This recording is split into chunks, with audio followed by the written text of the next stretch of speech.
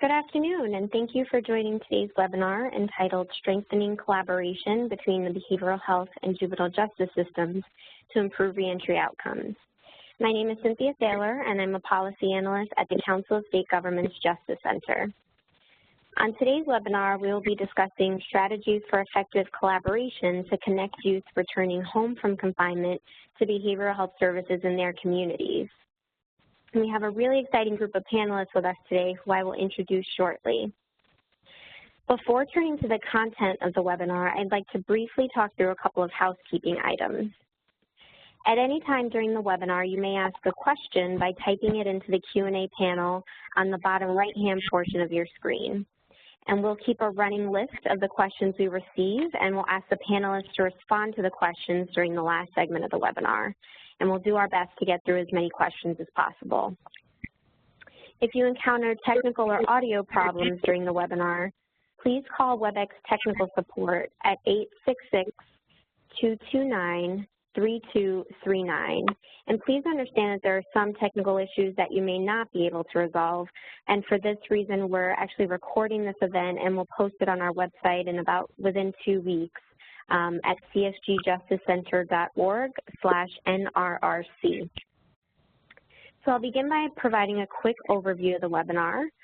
First, our presenters will lay the foundation for this discussion and discuss some of the key implementation challenges in working with youth at this transition from facility to community and some strategies for doing so. And we'll then hear about successful strategies and lessons learned from reentry initiatives undertaken in both Massachusetts and Washington State. And finally, we'll have at least 20 minutes at the end of this webinar to address any questions that you may have for today's presenters. And we certainly encourage you to type questions into the chat box at any time throughout the webinar. So we're very fortunate to have a distinguished group of panelists on the webinar today. Dr. Robert Kinscherff is a senior associate with the National Center for Mental Health and Juvenile Justice, where he provides technical assistance, training and curriculum development, systems analysis, and other supports. And he's recently written on screening and assessment, co-occurring disorders in juvenile court, and professional practice issues for mental health professionals in juvenile justice settings.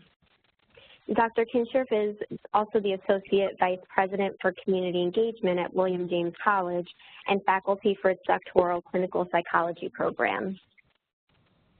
Dr. Siobhan Sparling has been the Director of Clinical Service for the Massachusetts Department of Youth Services since 2001. And in this role, she's worked on the adaptation of dialectical behavior therapy to meet the needs of the juvenile justice population. She's also worked on the development of policies and practices to increase family engagement and the standardization of clinical services in the department. She's contributed to the community redesign, which she'll discuss later today, with Massachusetts Behavioral Health Partnership, and crafted the suicide prevention policy that has contributed to youth safety. Ms. Pamela Sachs-Lawler is the Behavioral Health Administrator for Washington State Juvenile Rehabilitation Administration. She has a master's degree in healthcare administration and is currently a doctoral student. She has 25 years experience in the field of substance abuse and co-occurring disorders and is a chemical dependency professional and substance abuse prevention specialist. She's the founder of Washington State National African American Drug Policy Coalition and also the convener of Washington State's annual African American Substance Abuse Prevention and Treatment Summit. So thank you to our presenters for participating on today's webinar. So before I turn it over to our panelists, I'd like to tell you a little bit about the Justice Center. The Council of State Governments Justice Center is a national nonprofit that serves policymakers at the local, state, and federal levels from all branches of government. And we provide practical, nonpartisan advice and consensus-driven strategies informed by the best available evidence to increase public safety and strengthen communities. The Second Chance Act, which was signed into law in 2008, is the first federal legislation to authorize federal support for reentry programs. The bill authorized up to $165 million in federal grants to state, local, and tribal government agencies, as well as nonprofit organizations. And recognizing how complex reentry initiatives are and the importance of integrating research and evidence into those initiatives, the Second Chance Act also authorized the creation of the National Reentry Resource Center for Adult and Juvenile Reentry. And in 2009, following a competitive process, the CSG Justice Center was selected to launch the National Reentry Resource Center and provide training and technical assistance to all Second Chance Act grantees. And we administer the NRRC in close partnership with BJA. In 2009, since 2009, over 600 Second Chance Act grant awards have been made to government agencies and nonprofit organizations for reentry programs serving adults and juveniles. And approximately 20% of those grants were awarded to agencies and organizations serving a juvenile justice population. And we're constantly adding new content and resources to our website, and we send out a monthly newsletter that provides information on the latest research, funding opportunities, distance learning events, and other news about reentry. So to sign up for our newsletter, please visit csgjusticecenter.org/subscribe. And with that, I'll now turn it over to Robert Kinscherff. Thank you, Robert.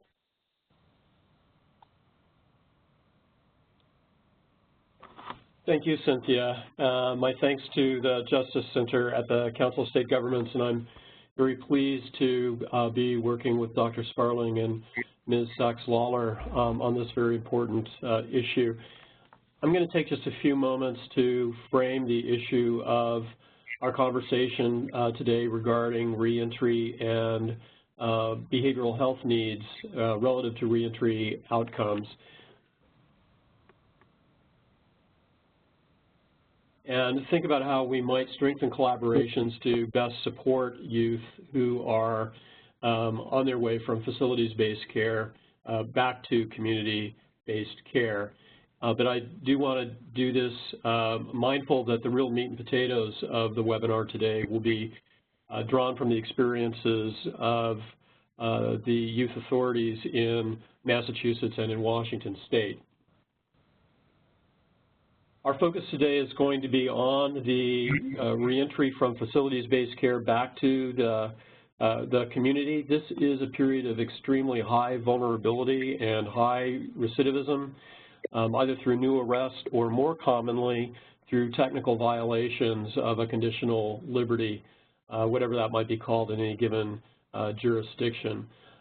It's also an opportunity for identifying behavioral health needs while the youth is upstream from reentry, perhaps at the facilities-based care site or perhaps even more upstream than that. And it's an opportunity for us to conduct or to update screening and assessments that will help us track the behavioral health needs of youth and more adequately address them. The youth that are likely to penetrate into facilities-based care in juvenile justice systems tend to have disproportionate rates, prevalences of mental health and substance use disorders that collectively we've come to refer as behavioral health needs. In particular, very high rates of co-occurring mental health and substance use disorders, which require a more integrated kind of response over time to those needs.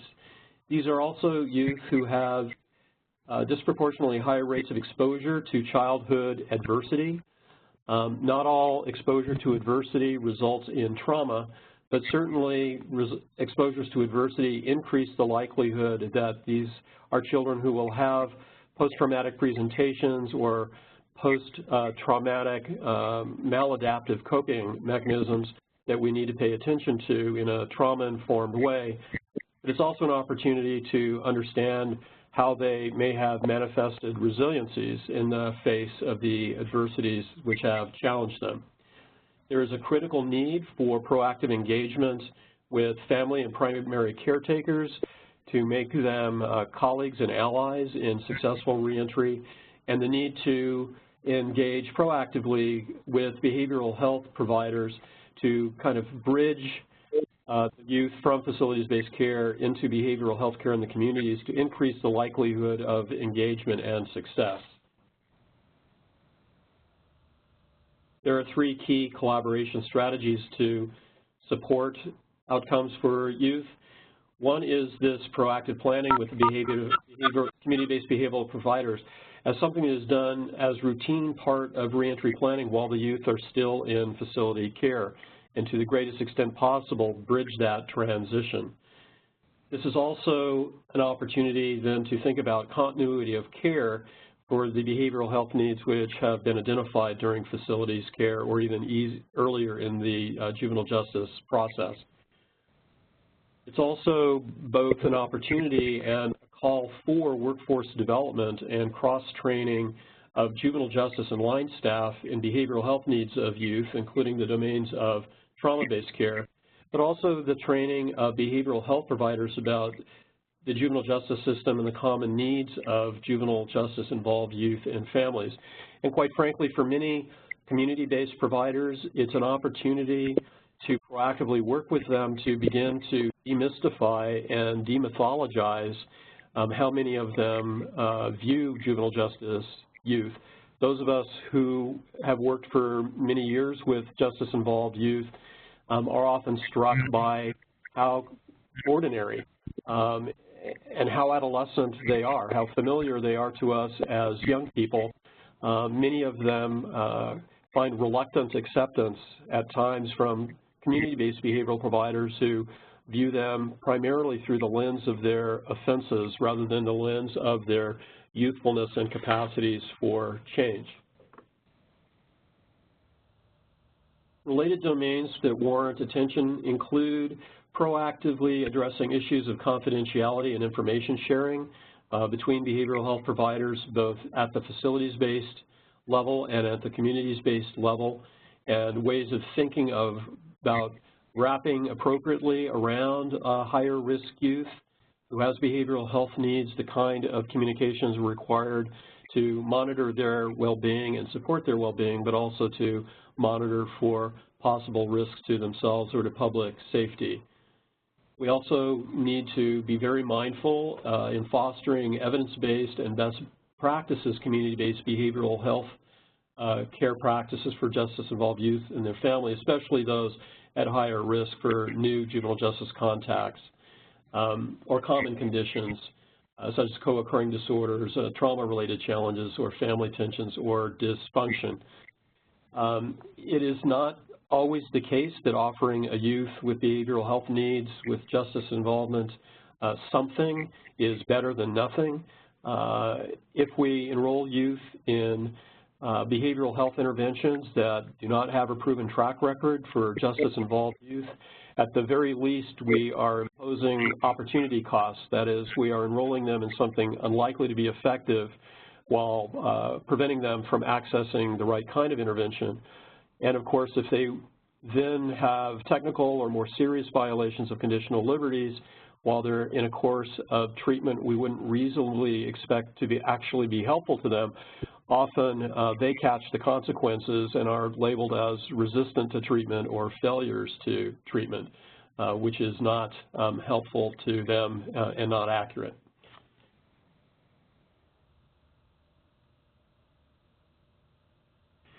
Related domains to consider are policies and practices that avoid returns to facilities-based care due to technical violations of conditional release or community supervision. There are inadvertent but predictable downsides of facilities-based care and taking youth out of the community where they can be exposed to developmentally normalizing experiences. So we need to take care to avoid, whenever possible, consistent with public safety, returning youth to facilities-based care when they don't really need to be there. It's also an opportunity to think about policies and practices that allow us to routinely track functioning or changes in youth before and after community reentry, including their risks and criminogenic needs, but also their individual responsivity factors and their individual environmental circumstances so that we can more effectively match juvenile justice involved youth with modalities, intensities, and durations of the interventions required to meet their behavioral health needs. And finally, we want to identify key stakeholders that allow us to support successful community reentry programs and collaborations. Certainly this will involve the juvenile justice authorities, or in some jurisdictions, supervision by the juvenile court and behavioral health providers, but others may include the defense bar, prosecutors, school systems, and other key contributors to stabilization and support towards success for youth. At this point, I have the pleasure of turning the program over to Dr. Sparling. And let me see if I can do that. I think I have. Thank you for your time. I look forward to the question and answer phase of the program. Hello, my name is Yvonne Sparling. I'm the Director of Clinical Services at Massachusetts Department of Youth Services, and I want to thank the Council of State Government Justice Center and Robert for inviting me to speak. Before I talk about our reentry strategies that we've used, I just would like to review briefly a little bit about how our agency is set up. We have approximately 200 youth daily that we hold in detention. If they go back to court and are committed to us, then they join our assessment units across the continuum. We have probably around 700 committed youth. About half of them are in residential placement with us, and about half are supervised by caseworkers in the community. When a youth is first committed to the department, a caseworker is assigned, and that caseworker likely will continue working with the youth both when they're in residential and in community placement until they're discharged from the department.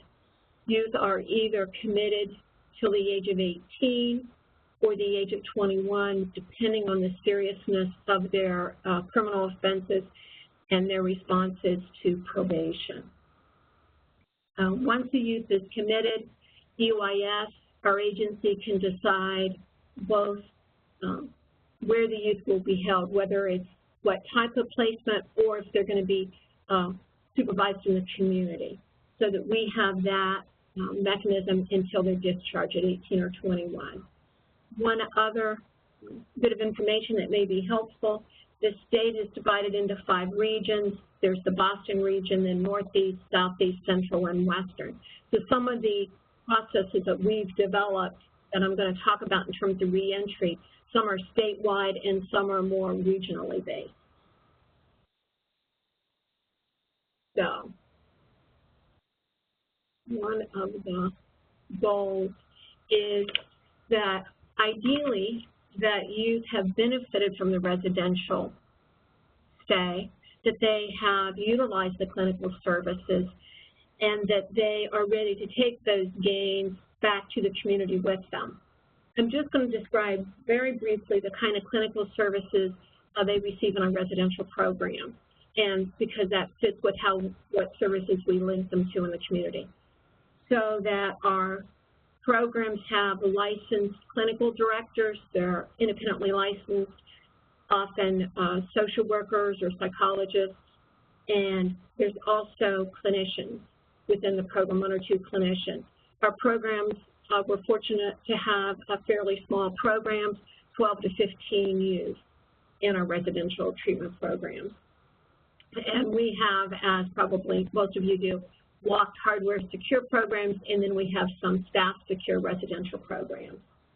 And then we transition them naturally to the community. In terms of the clinical services, they will receive DBT groups twice a week, and the skills they're learning is very much around relapse prevention management. They also, depending on their risk factors, may receive substance abuse treatment groups or substance abuse prevention groups, and if they're in a hardware secure, they will either be in violent offender group and or sex offender group. And again, all these groups are focused on teaching them skills that they can apply when they return to the community. And one last piece, we have monthly treatment meetings, and at the monthly treatment meetings, it's the program staff, clinical staff, education, caseworker, youth, and family. And that really forms the basis for our reentry program.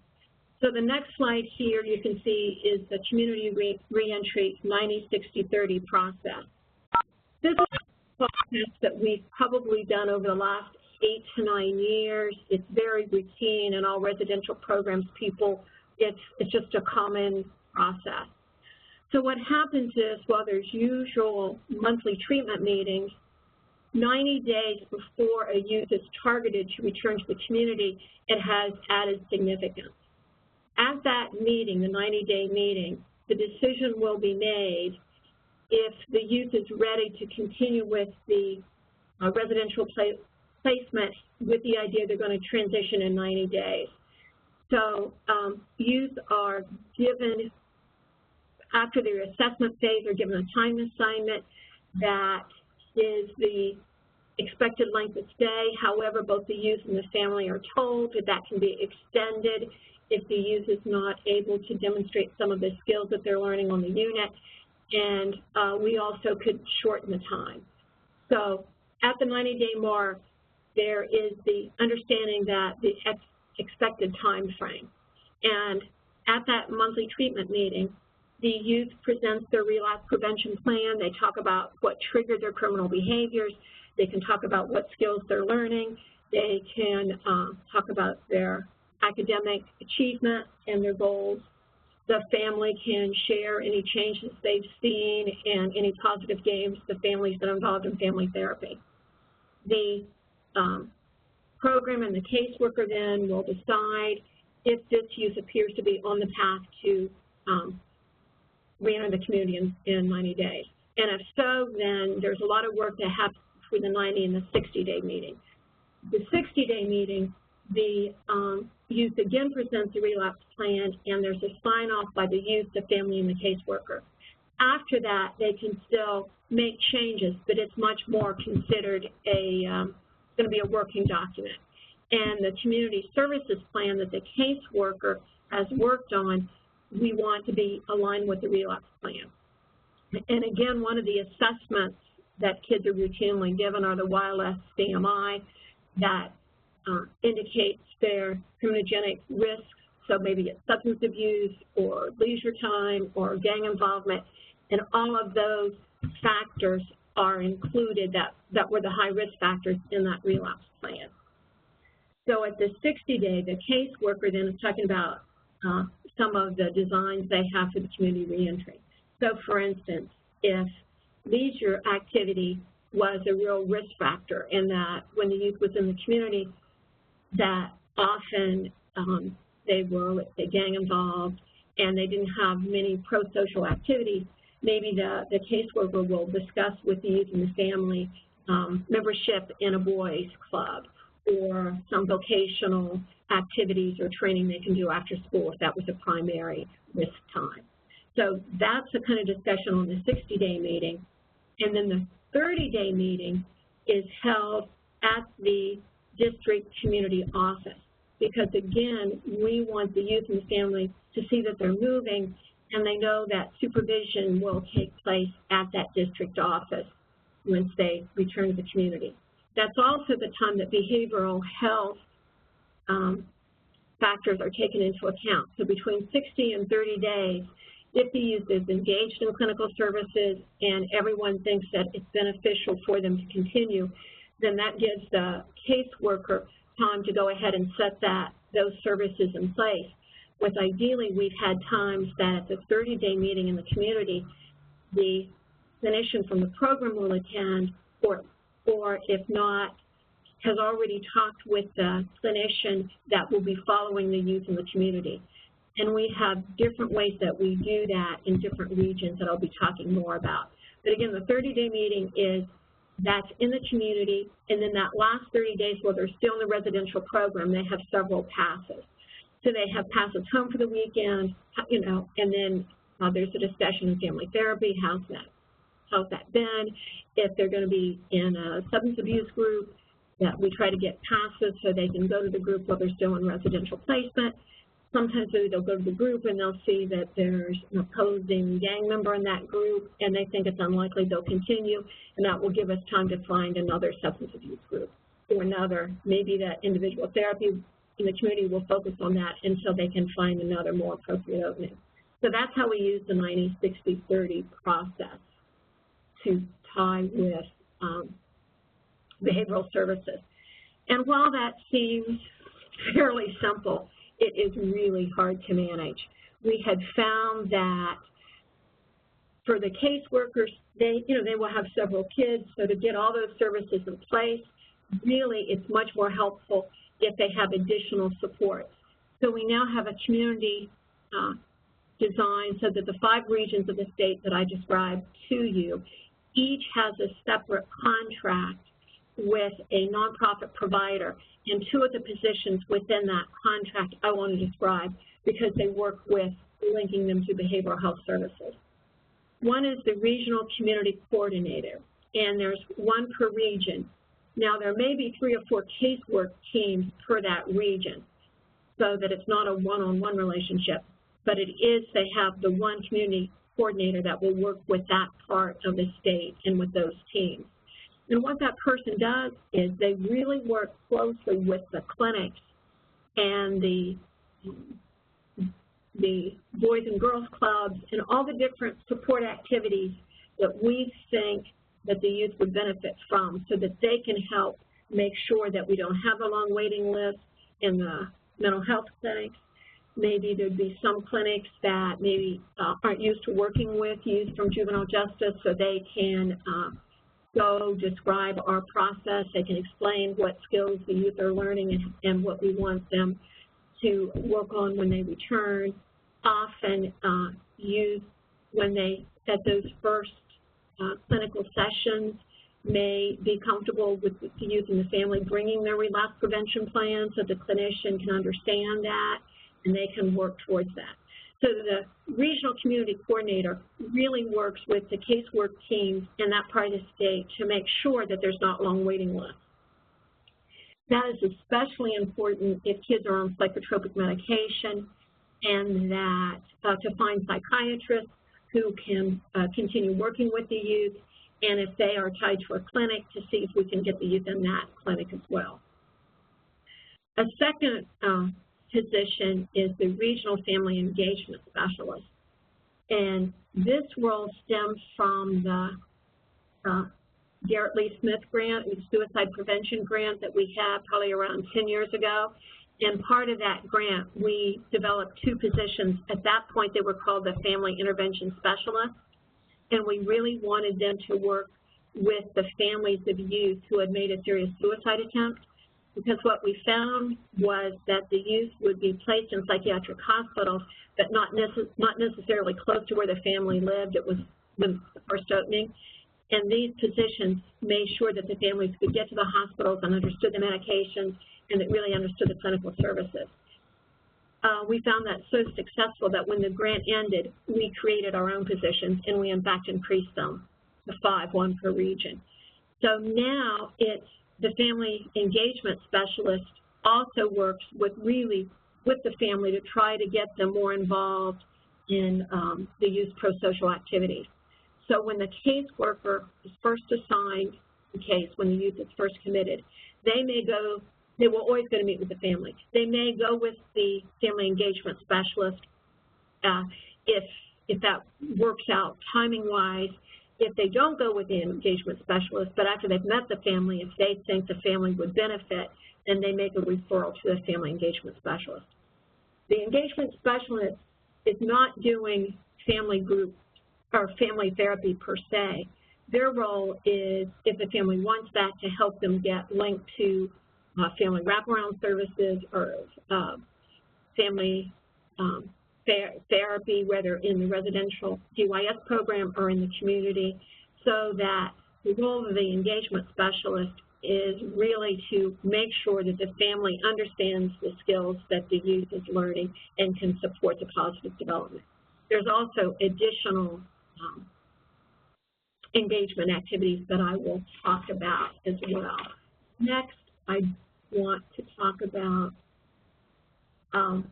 one thing that allowed us to do that is that we have at 2 different levels meetings with the Mass Behavioral Health Partnership.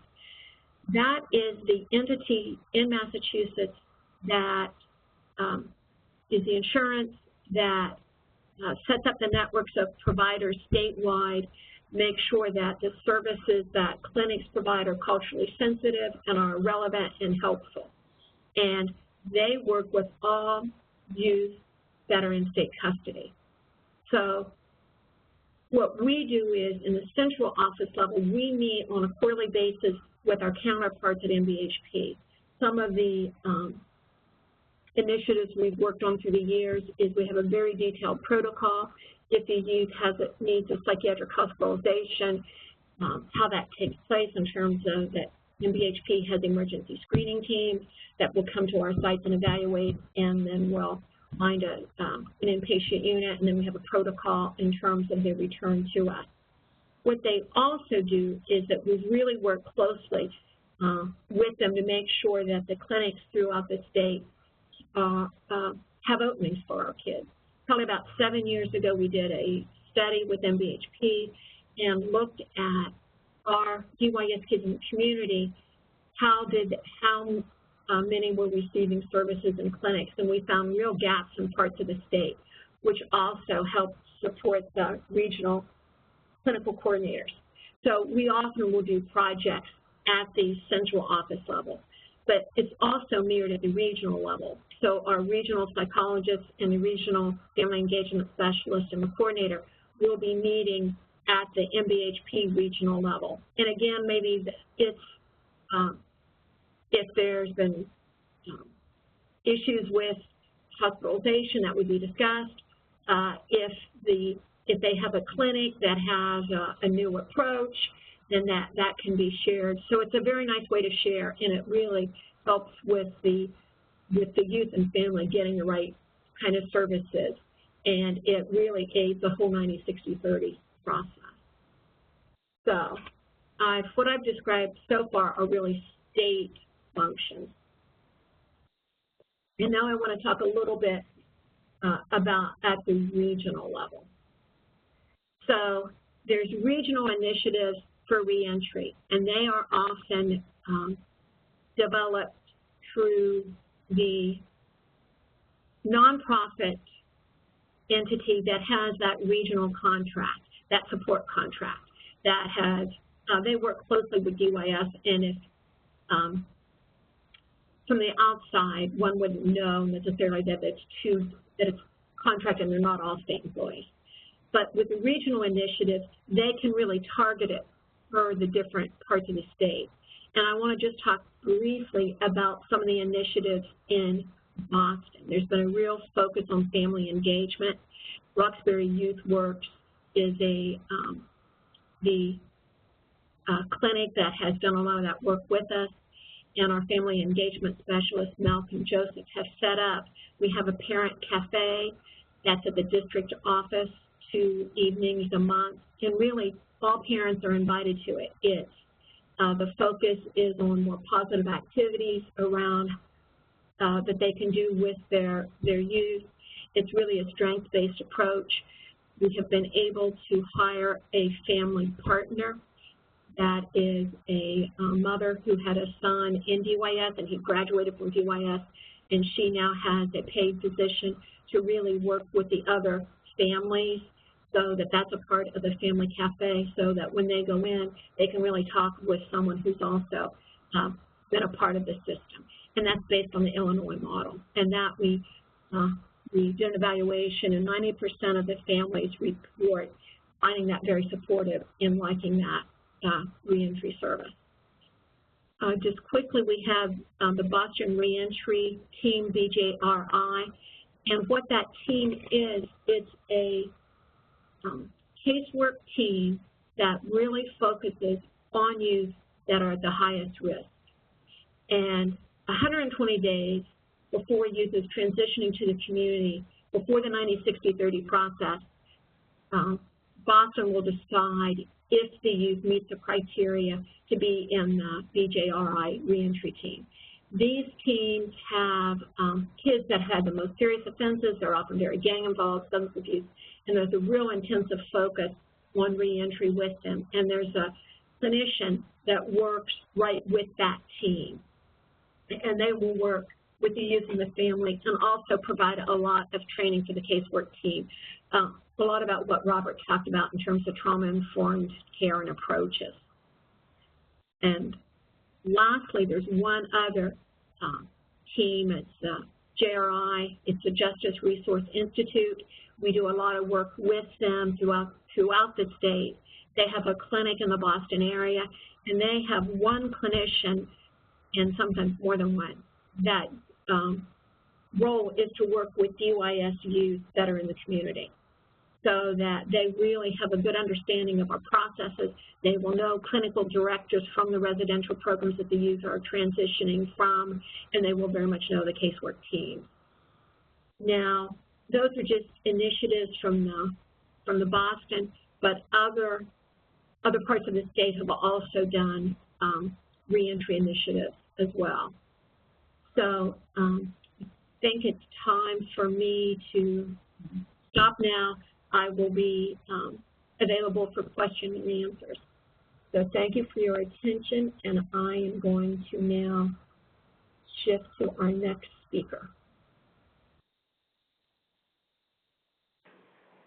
I'm glad to present Pamela Lawler from Washington State.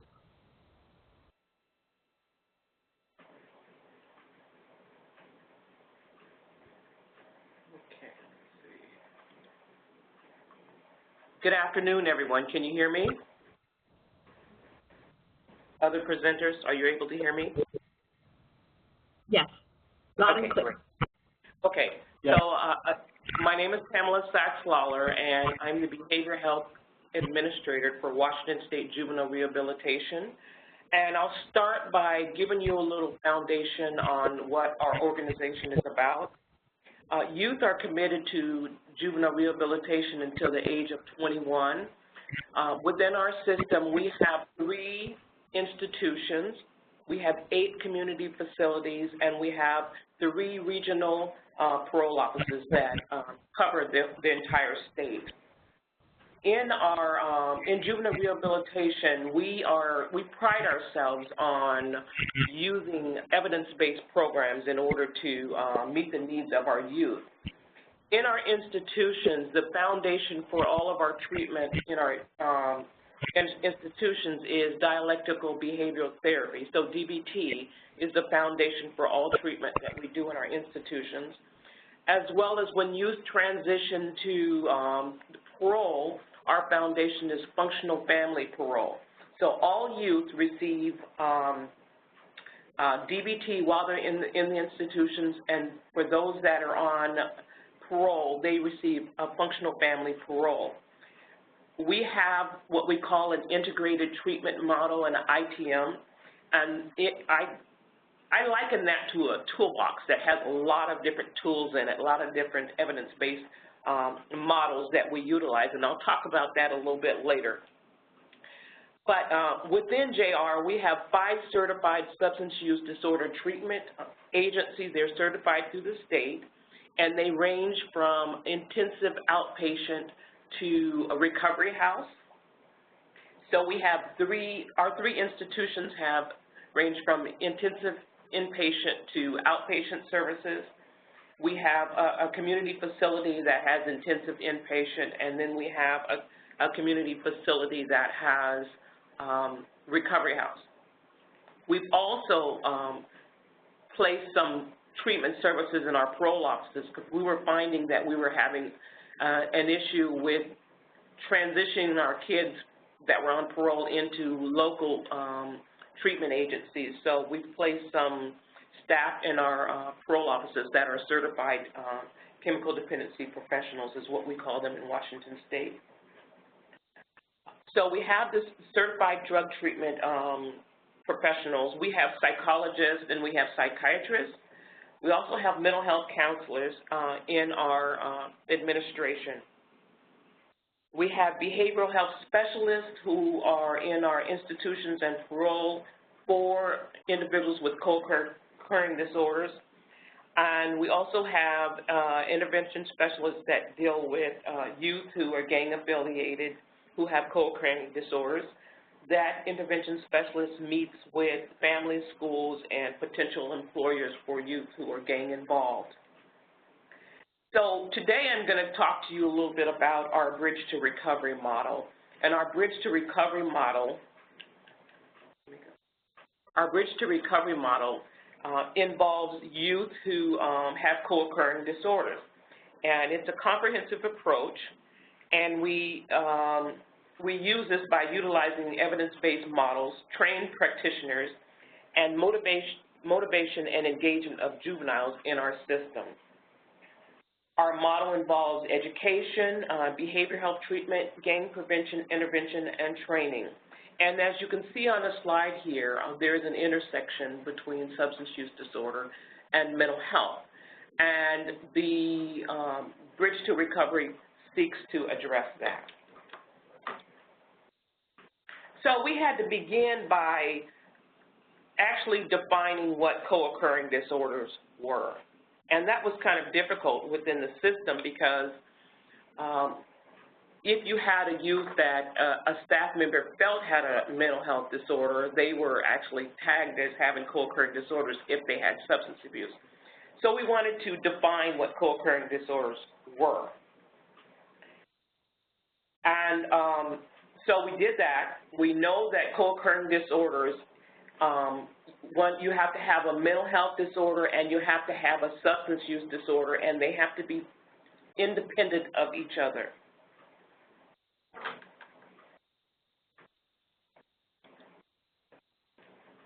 So in order to define co-occurring disorders, we had to look at what screens and what assessments we were going to use.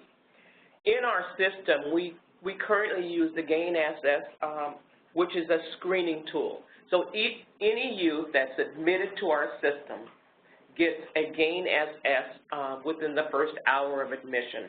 So that GAIN-SS tool helps us to screen youth to say that this youth maybe needs a mental health evaluation or a substance use disorder assessment. So we've determined if they have a 2 or more on the GAIN-SS, then they can get a drug and alcohol assessment. We also use the GAIN-I assessment for our substance use disorder assessment.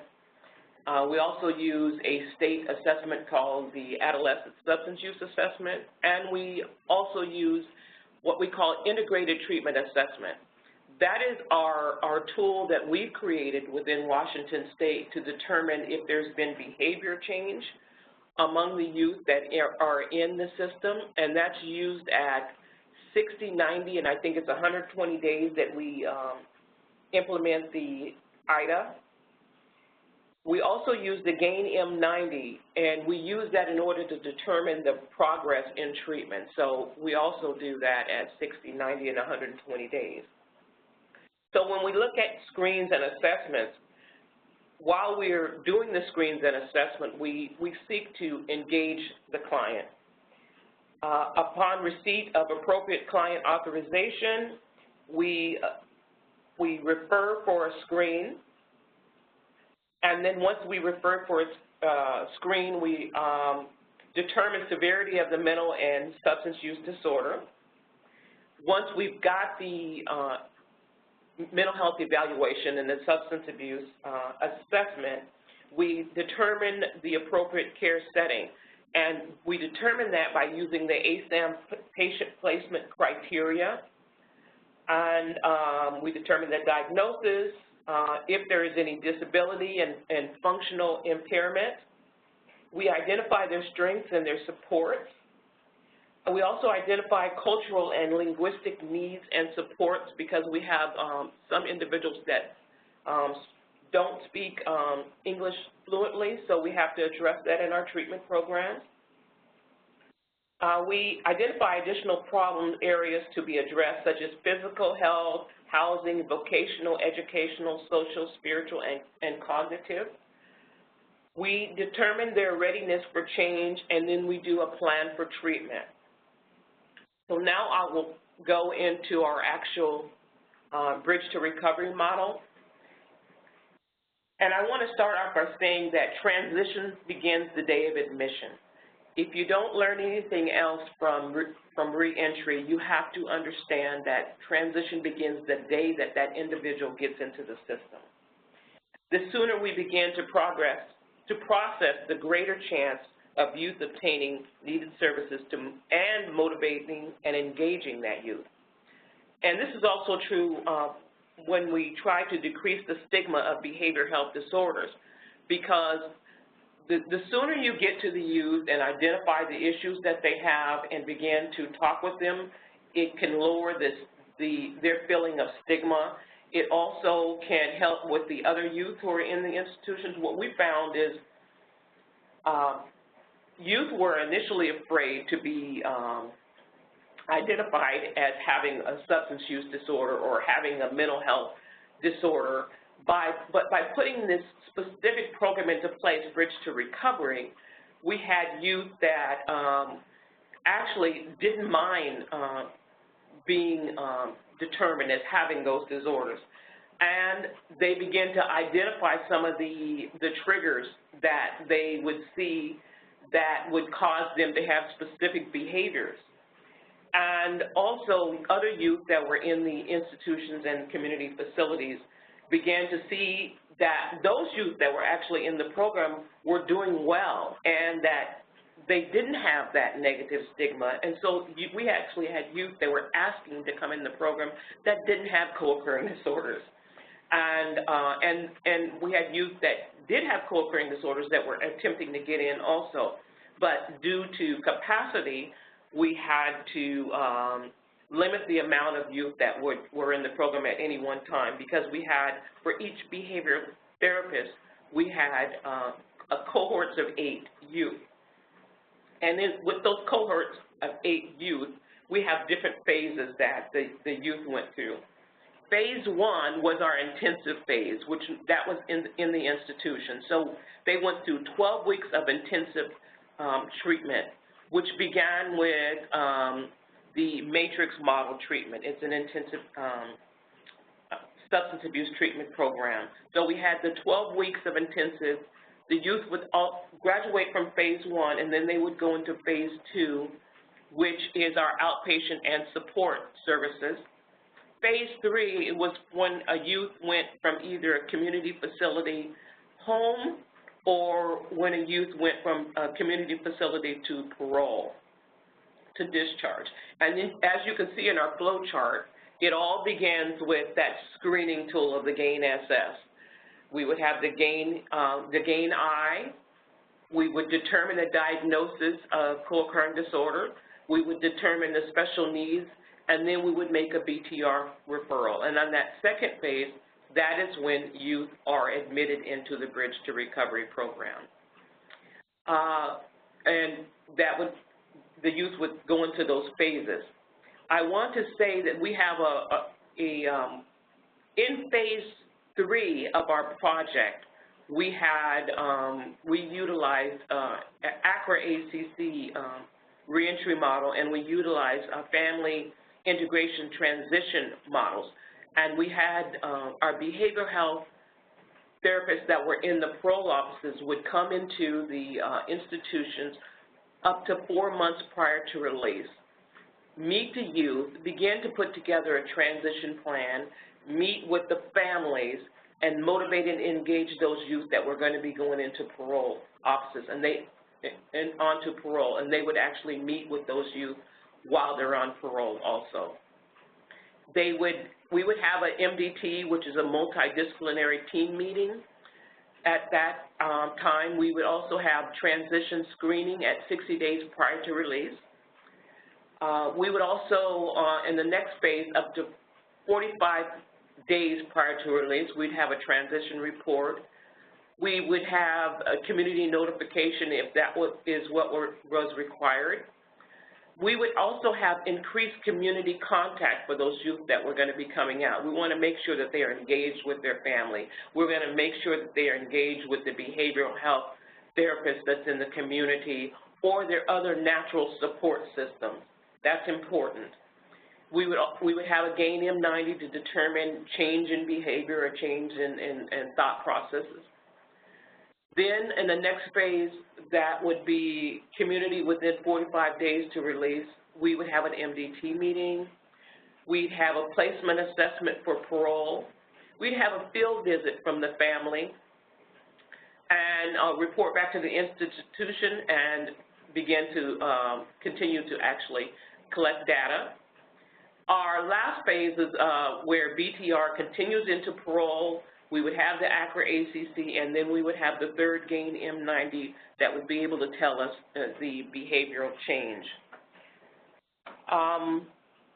So this is the flow chart that describes the youth transitioning through these services. We have behavioral health therapists that are trained in mental health and substance use disorders. We are exploring the option of COD certification of all staff through the ICRC process.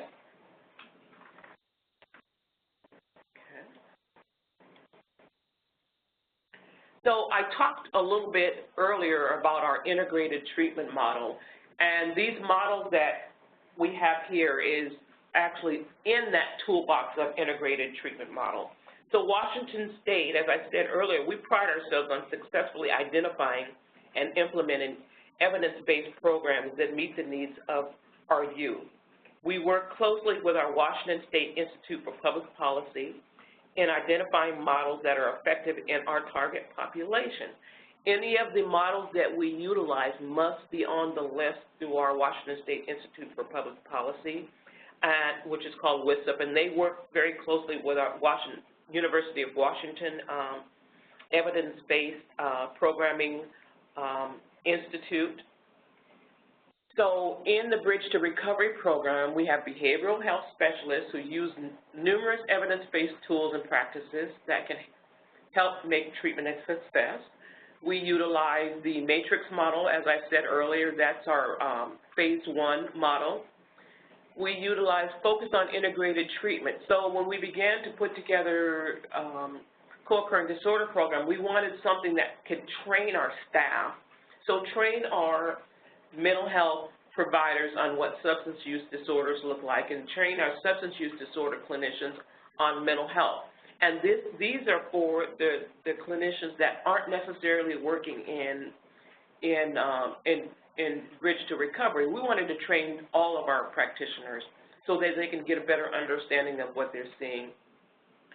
We do the ACRA-ACC model, which is a reentry model for youth that are going on parole. As I stated earlier, dialectical behavioral therapy is our foundation for all of our programs in the institution. So although we do matrix model, we do a crosswalk between matrix model and dialectical behavioral therapy. And just to kind of stop right there and say this, that any of the substance use disorder services that are provided in juvenile rehabilitation is only done by chemical dependency professionals that are certified by the state. In the state of Washington, you can't provide any substance use disorder treatment without having the state certification. So if you're a nurse, if you're a psychologist or you're a psychiatrist, you still cannot provide those services unless you have that substance use disorder certification. So family integration transition is another reentry model that was created by the University of Washington. That happens 4 months prior to release. Also, it's for co-occurring disorders. We also have integrated aggression replacement training into our Bridge to Recovery model, and that helps youth to make better decisions regarding aggression.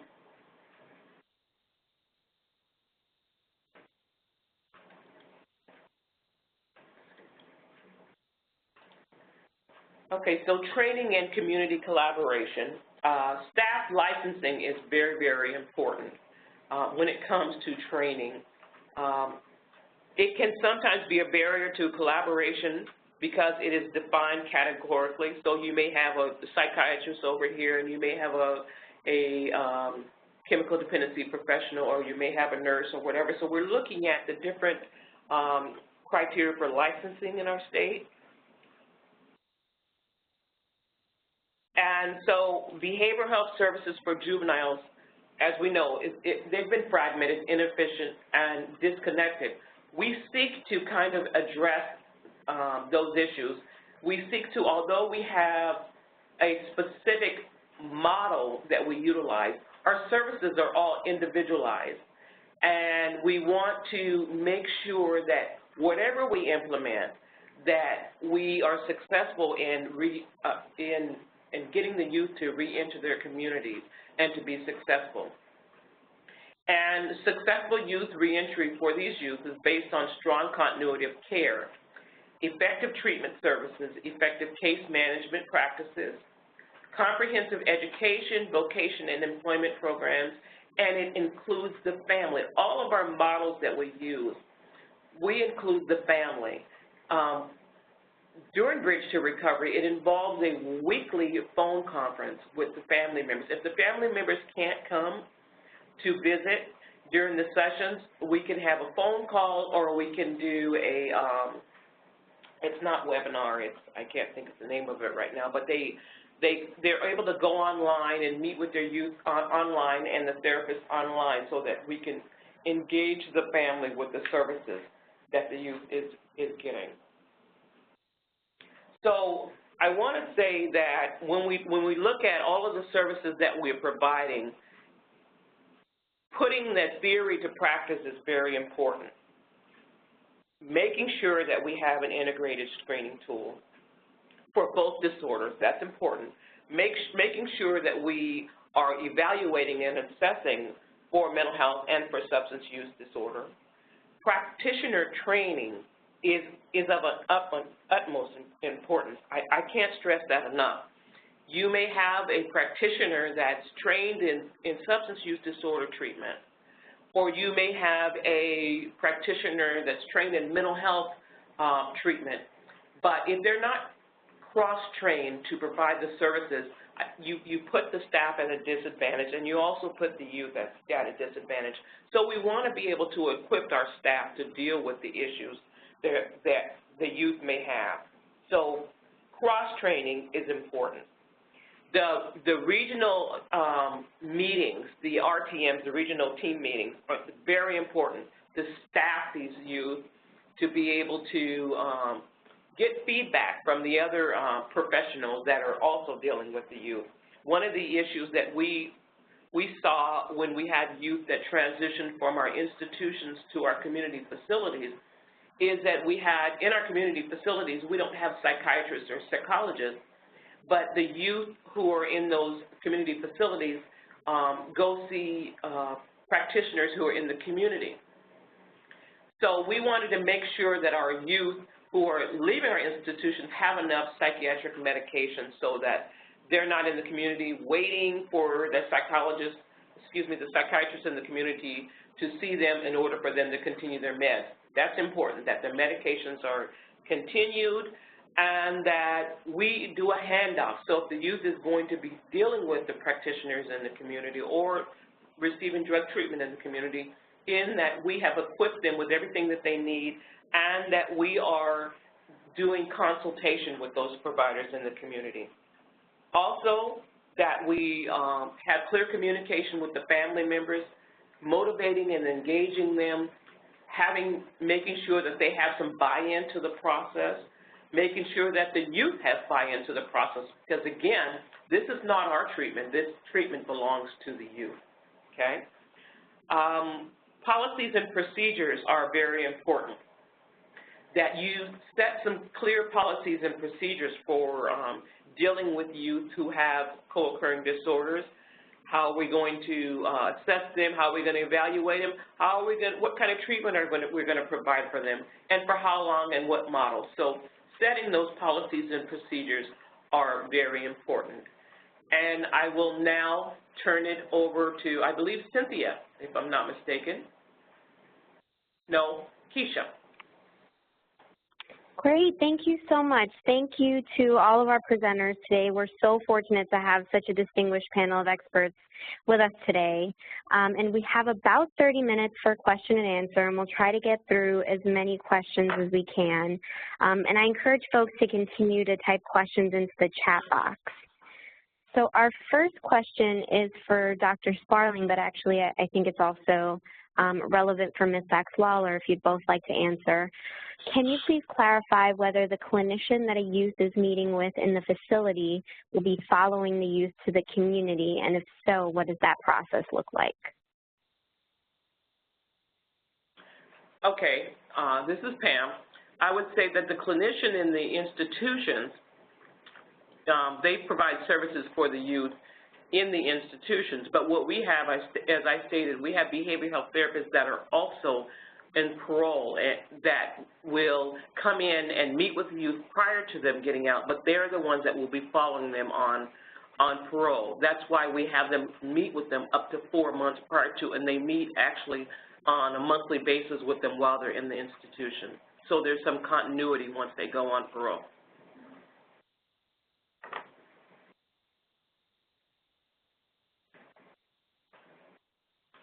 Excellent, thank you. Dr. Sparling, do you want to answer that question as well?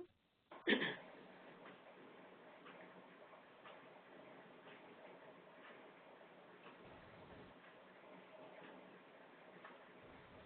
think you might be on mute, Dr. Sparling.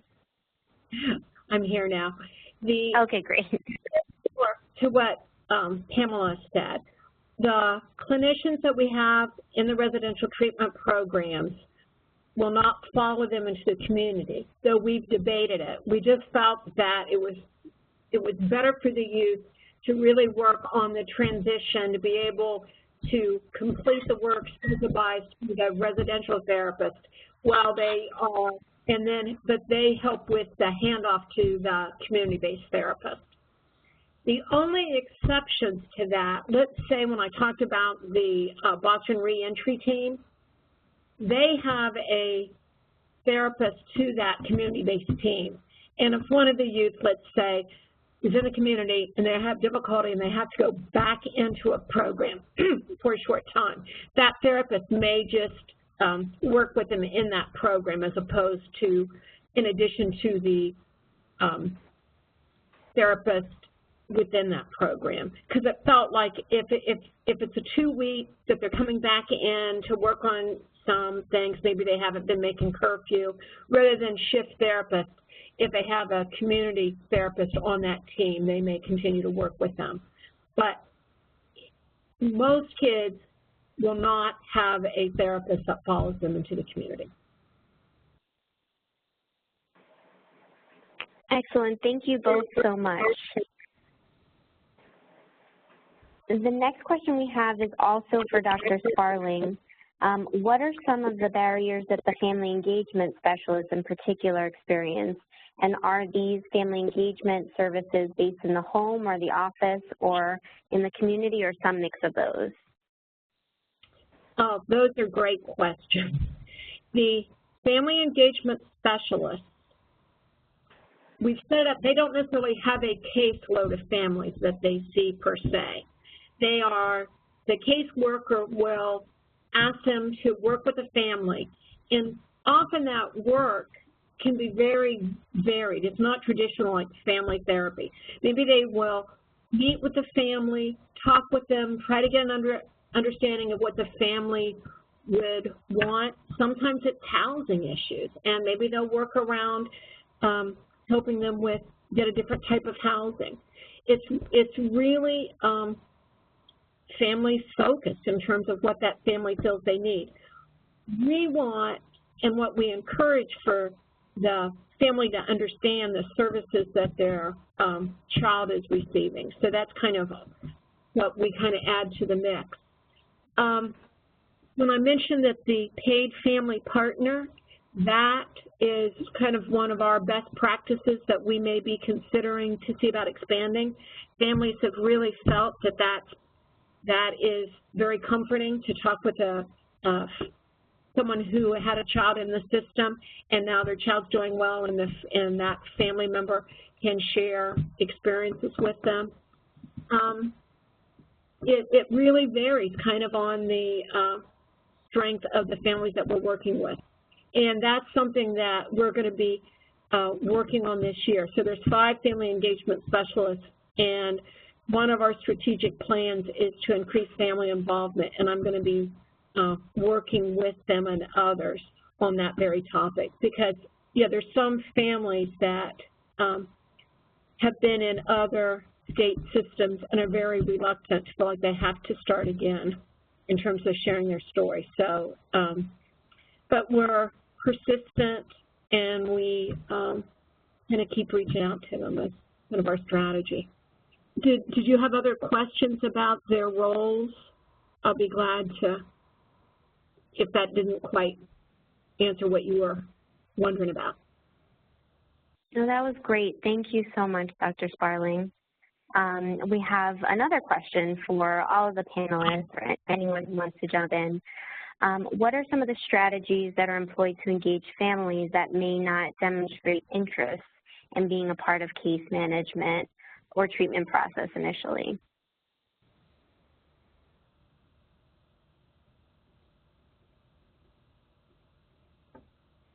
This is Yvonne. We have found that the parent cafes that I mentioned have been really helpful. We also, in the western part of the state now, have developed, we like Washington State, use DBT, it's our primary clinical intervention, and we're working on it's called a family coping plan, so that the family talks about what do they find to be especially helpful, and when things are going well, how is the family functioning, and when what are the first signs of difficulty, and what can DYS or community-based services do to support the family. And so that we really work with them to identify when things are going well, and to identify when things are less so before there's a crisis. And that's been helpful. So we really are trying a number of approaches. We have found that sometimes it's discouraging. We'll do a family event, and not that many families will come. We have found that they tend to be more comfortable going to the district offices rather than to the residential programs, and because the district offices really are in their neighborhood, so we're really trying to work with them even if their youth is in residential, so that they have more trust and can utilize the positive developmental approaches that we are supporting.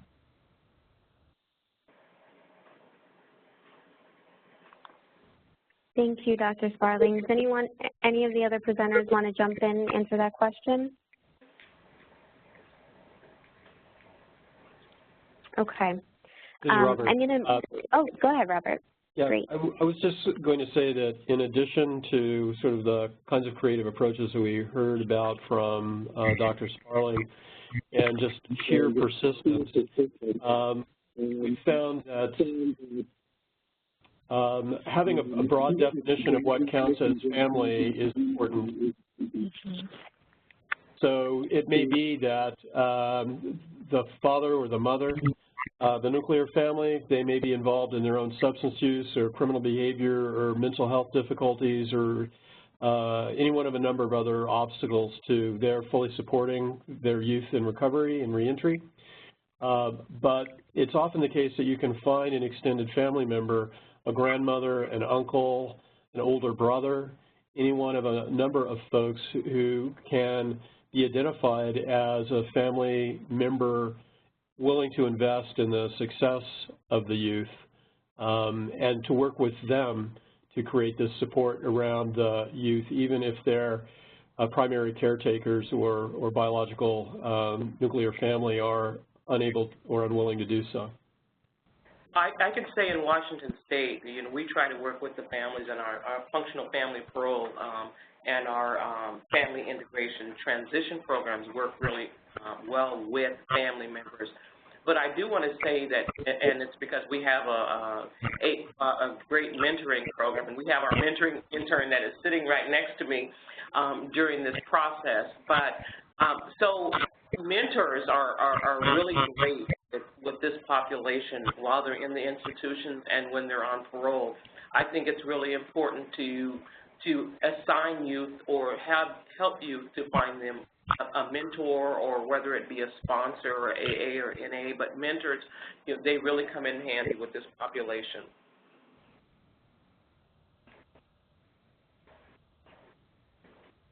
Excellent, thank you.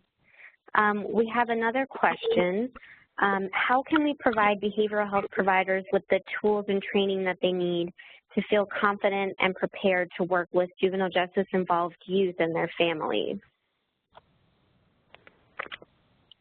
This is Yvonne. That is a great question. That is really how we got to the community clinical coordinators, and that we found that clinics were very reluctant, so that within that region of the state, there's one person that will go out, describe, whether it's DBT, describe the approaches we're using with kids. As Robert said earlier, often once you get to know the kids, they don't seem that different than a lot of adolescents, and it's kind of reassuring the clinic. And one thing that we've done is, if it's all right with the youth and the family, have the caseworker really be involved to support the clinic, so that the youth is not missing sessions, that we can make certain that they have a ride to their appointments and that type of thing, and that's often helpful. What we found in that study that we did about 6 years ago was that a youth might miss an appointment and not notify the clinic, or their parents didn't, and the clinic might close the case, and then we were penalizing the youth for not being in the treatment that was assigned, so that we really work very closely now. If there's a referral, and then we can follow up, and then the clinical coordinator can do that. So to make sure it's a good fit. And sometimes it's not, and maybe another services would be better for that youth, or maybe just another therapist, or as Pamela said, maybe not individual therapy, but a mentor. And they have therapeutic mentoring now in Massachusetts that we can provide. We also have wraparound family services that often families find much more supportive than kind of the traditional family therapy. What Washington State has done just recently, well, we have been working to integrate our mental health and our substance use disorder services. And within JR, we had specific work groups. We had a mental health work group, and then we had a substance use disorder work group. So we've combined it together to make a behavioral health oversight committee. So we have the psychologist, the psychiatrist, mental health therapists, chemical dependency professionals, and anyone else in the system that deals with behavioral health services. We have this oversight committee, and we meet on a quarterly basis to talk about issues relating to treatment services for our youth, to also talk about the licensing of our staff and what types of training we need. So this is a statewide work group that comes together to do planning for implementation of behavioral health services. I actually chair that oversight committee, and I'm going to say that it's really been beneficial to our organization statewide.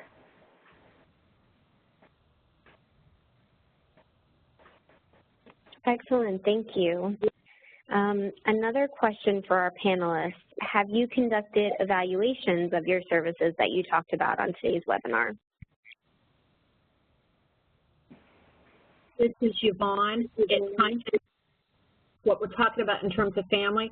The family engagement specialist last year, one of their roles was to interview families.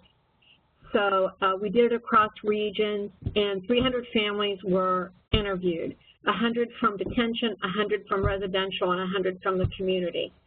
And they were interviewed by if they were in detention, it was by a clinician who did not work with them, because we didn't want, to be a bias. And a family engagement specialist did not do the interviews for the community because they may have worked with them, but they were the ones that gathered the data. And it was very positive. It may be that just the families who were willing to be a part of the survey did have good relations with us, but what they shared with us was valuable. They had talked about feeling like this agency really kind of understood their child where other agencies hadn't. And they felt that that real emphasis on positive and goal development was really refreshing, that it wasn't so much of a, they didn't say deficit model, but that is kind of that, their responses suggested that they like the more positive focus. And then we have recently done a DBT study that looks promising. So.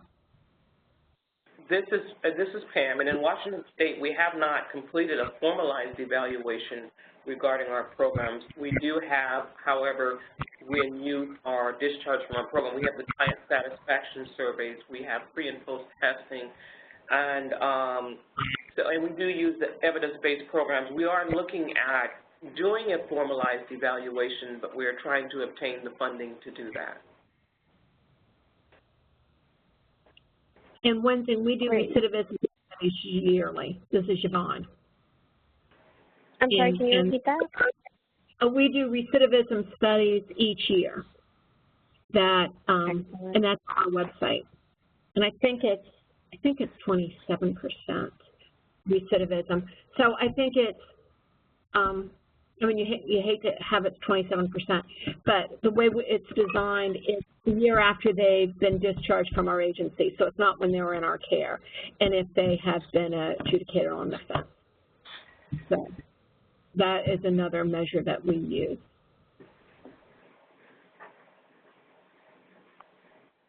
Perfect. Thank you both.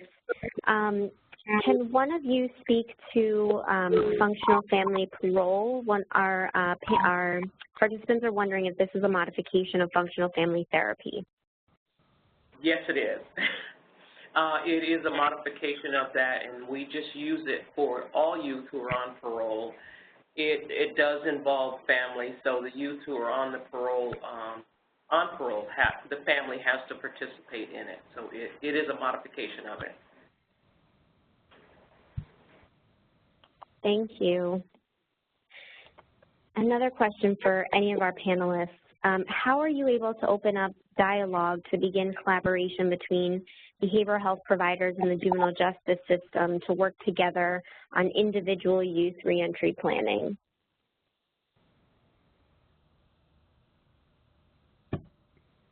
I think that we have worked with the MBHP, the behavioral health agency that funds clinics and services, and they just make it very clear to their providers that that's an expectation, that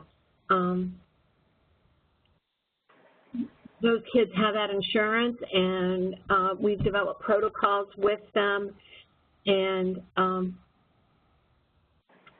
what we find is at clinics, there's actually some clinicians that work better with juvenile justice youth and families, and we really support them. So it's not all clinicians within a clinic may have that ability, but clinics really, try to identify some clinicians that have that skill, and then we will work with them. This is Robert. I just wanted to briefly add that often when people pull together stakeholders to work with juvenile justice involved youth, the funders, the insurers are not often there, often because they haven't been thought of traditionally as people who need to be at the table. MBHP in Massachusetts is essentially the public sector entity for public sector behavioral health services. And so DYS drawing them into this conversation has been strategically very valuable.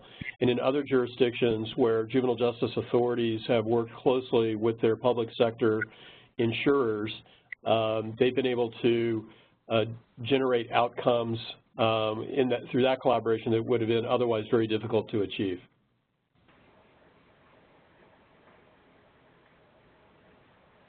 Thank you.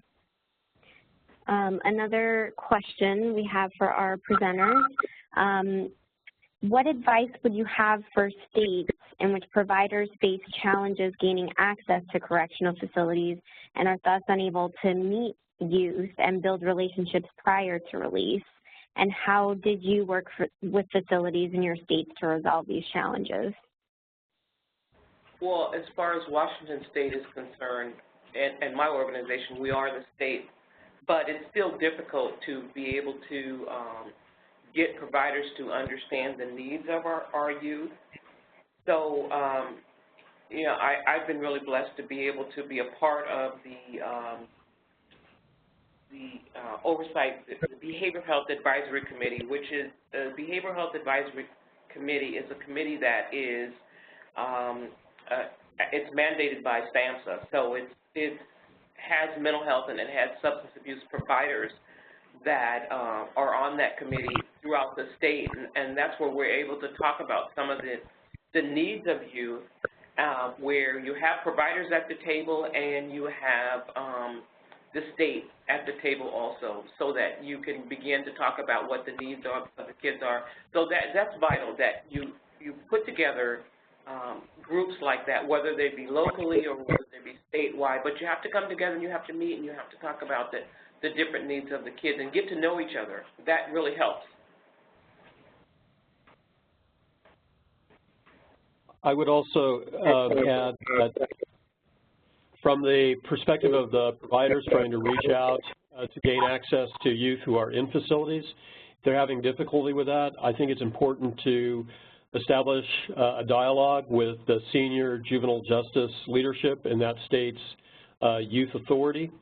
And if they continue to have difficulty, every state has a state advisory group. It's required by the federal government in order for there to be pass-through funds from the federal government to states. Many of those state advisory groups are directly affiliated with the governor's office, and sometimes they're called the Governor's Advisory Group on Juvenile Justice or something along those lines. If there is difficulty at the state agency level with juvenile justice leadership in smoothing access, it would be worth communicating with the state advisory group because they often have significant input into juvenile justice policy. And part of the, every state has the STAT block grant through SAMHSA, and part of the requirements is that the state agency is in clear communication with the community providers, because they actually provide the money to the providers to get services. So that those groups are very important.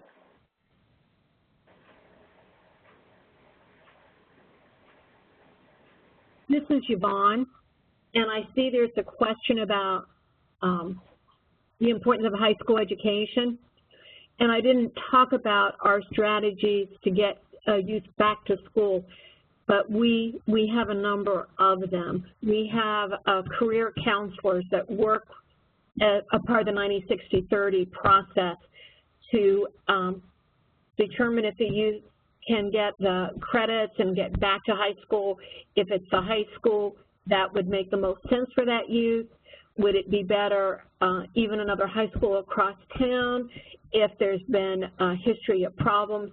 So there's a real emphasis on that. Or do they want to get their GED with us and rather than go back to high school, go to specialized vocational training because we're getting older youth committed. So I didn't talk about that today, but I agree that that's really important.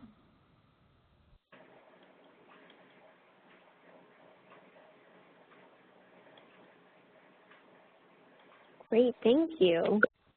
We have one last question for our presenters.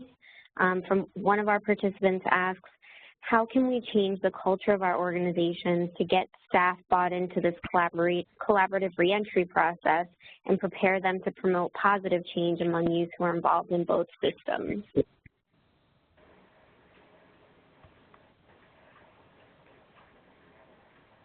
Can you repeat the question? Absolutely. How can we change the culture of our organization to get staff bought into the collaborative reentry process and prepare them to promote change among youth who are involved in both systems? I think just a question about staff buy-in. This is Yvonne. That is something that we work on all the time. In our basic training, when staff are first hired, we have 80 hours of training before they go to the unit, and we do a lot on DBT, a lot on positive youth development, a lot of training on trauma, and we do those certifications yearly on those. But that really, the culture shift is really challenging. This is Robert. There are